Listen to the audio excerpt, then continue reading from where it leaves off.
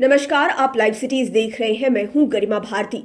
पिछले 3-4 दिनों से आरआरबी एनटीपीसी के अभ्यर्थी लगातार आंदोलन कर रहे थे, जो काफी व्यापक होता जा रहा था।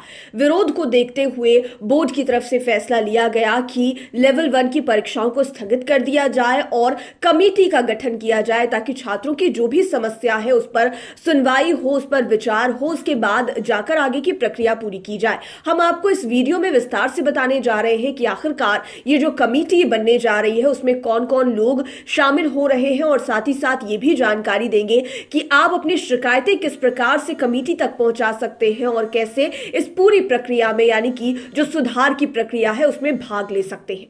सबसे पहले आपको ये जानकारी देते हैं कि आरआरबी की तरफ से एक हाई कमेटी का जो गठन किया गया है उसमें किन किन लोगों को शामिल किया गया है।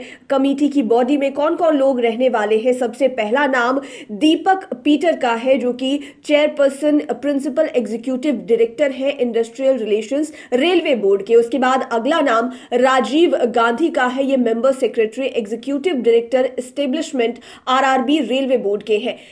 अगला नाम आदित्य कुमार का है, ये भी मेंबर और chief personnel officer administration western railways के हैं। अगला नाम जगदीश अलगार, ये मेंबर चेयरपर्सन है आरआरबी चेन्नई के। और अंतिम नाम मुकेश गुप्ता, ये मेंबर चेयरपर्सन आरआरबी भोपाल के हैं। तो कुल मिलाकर 5 लोगों को इस कमेटी में रखा गया है। अब आपको बताते हैं कि कमेटी में किन किन चीजों को लेकर सुनवाई होगी। तो सुनवाई उन तमाम मुद्दों पर होगी जिसको लेकर मांग चल रही थी।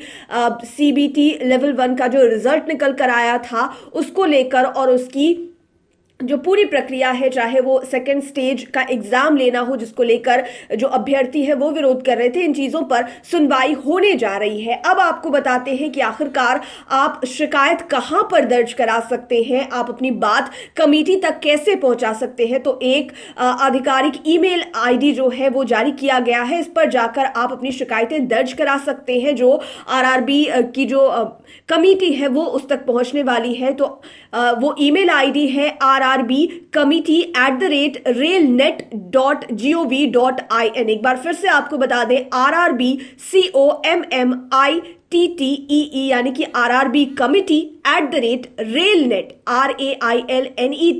railnet.gov.in। ये वो ईमेल एड्रेस है जहां पर आप अपनी शिकायतें भेज सकते हैं, जिसके जरिए कमेटी को। अब आपको बताते हैं कि आखिरकार शिकायत दर्ज कराने की तारीख कब से कब तक की रखी गई है। तो 3 सप्ताह का समय दिया गया है। 16 फरवरी 2022 तक का समय दिया गया है। 16 फरवरी 2022 तक आप अपनी तमाम शिकायतें बोर्ड तक पहुंचा सकते हैं। जो नई कमेटी गठित हुई है, आप ईमेल एड्रेस के जरिए, जो ईमेल एड्रेस हमने अभी आपको बताया है, उस पर अपनी शिकायत लिखकर आप कमेटी को भेज सकते हैं 16 फरवरी 2022 तक। उसके बाद उन शिकायतों का समाधान होगा, उस पर विचार विमर्श किया जाएगा, और जो फैसला है, यानी कि कमेटी की तरफ से जो रिपोर्ट सबमिट की जाएगी बोर्ड को, वो 4 मार्च 2022 तक, यानी कि कुल मिलाकर हम मान लें तो लगभग 1.5 से 2 महीने का ये पूरा प्रोसेस होने जा रहा है। आरआरबी ने जो फैसला लिया है फिलहाल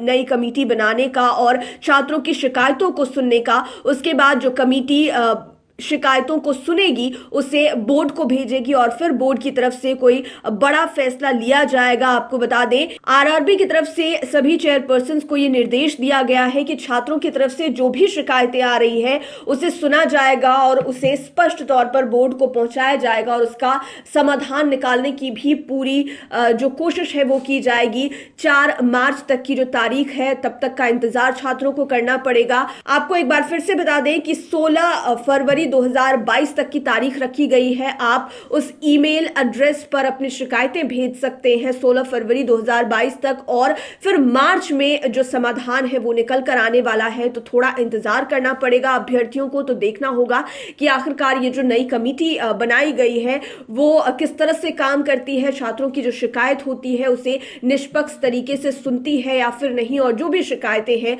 उनका समाधान समय रहते हो पाता है या नहीं। लाइव सिटीज के साथ आप बने रहें, हमारे चैनल को सब्सक्राइब करें। ये वीडियो फेसबुक पर देख रहे हैं तो पेज को लाइक करें, साथ ही साथ आप हमें ट्विटर पर भी फॉलो कर सकते हैं। धन्यवाद।